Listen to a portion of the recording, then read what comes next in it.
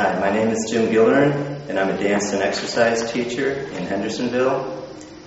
I've been teaching for approximately 32 years. Why did you get involved in dance as a profession?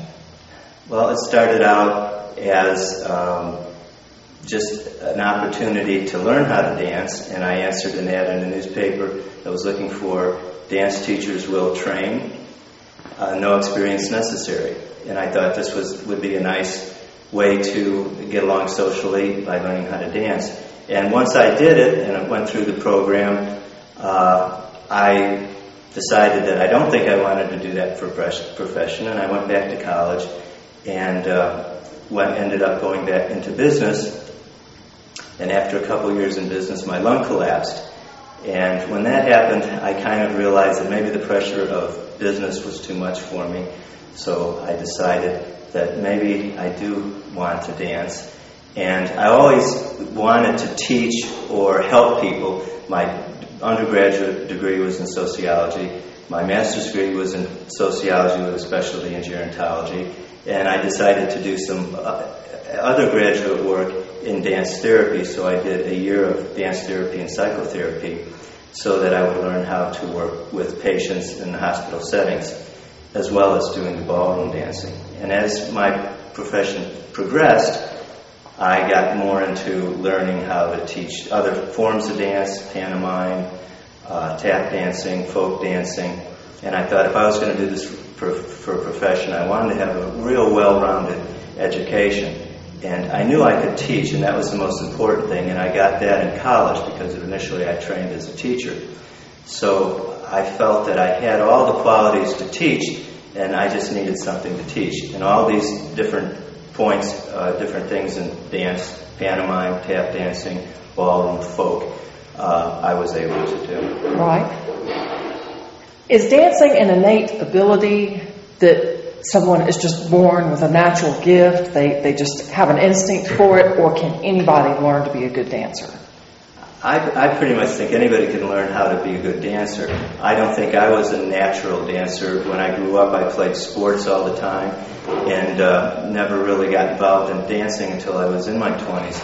But it's all a matter, it's a skill that you have to learn, and I think anybody can learn the skill if they put their mind to it. What happens is people take an 8-week class and then they think, well, now I know how to dance. But it really takes time, just like any sport, just like playing golf or tennis. You can't just take an 8-week class and expect to know how to do those things. So if people stick with it, they can learn how to do it.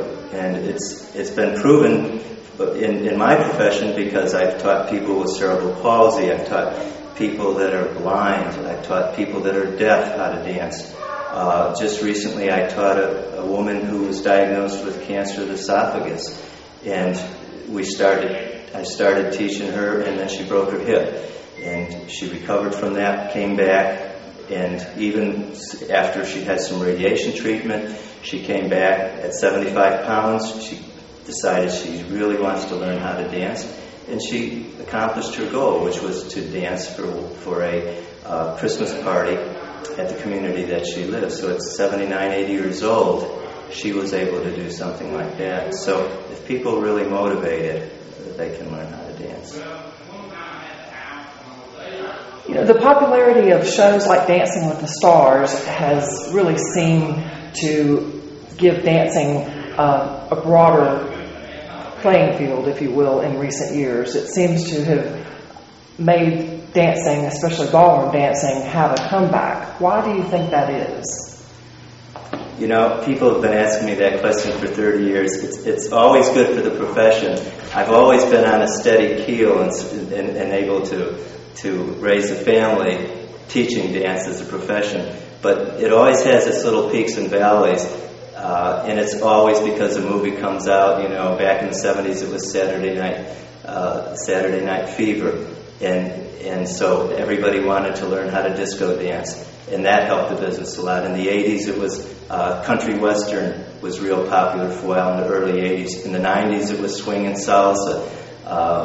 and in between, there's different movies that come out that give dancing a little kick and make people want to learn how to do it, or they get interested in a particular dance, like disco or swing dancing or Latin dancing. Usually it has to do with a movie or a TV show, and of course now there's 2 or 3 shows, I think, out on TV, Dancing with the Stars being one of them. So yes, those things help, but there's always people out there that want to learn to dance for a wedding, do their first dance, or people that are going to a dinner dance or a formal affair and want to learn how to dancing. So I've pretty much been steady through the years, but it's always good when movies or TV shows come out because it just popularizes it a little bit more. People see that and they want to be like that and they want to dance like that. Who do you think was the best dancer, or is the best dancer? Well,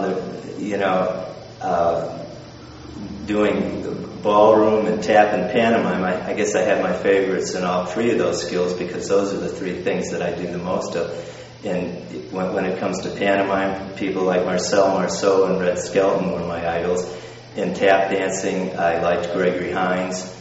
He was one of my favorites, but a lot of the old hoofers, and of course you have Fred Astaire and Gene Kelly. Gene Kelly was more, I imitated his style because he was a very athletic dancer, and versus Fred Astaire, who was more balletic when he danced, and I didn't have a ballet background, so I tended to emulate people like Gene Kelly and Gregory Hines. So I guess you would say those are the people that inspired me to dance. There you go.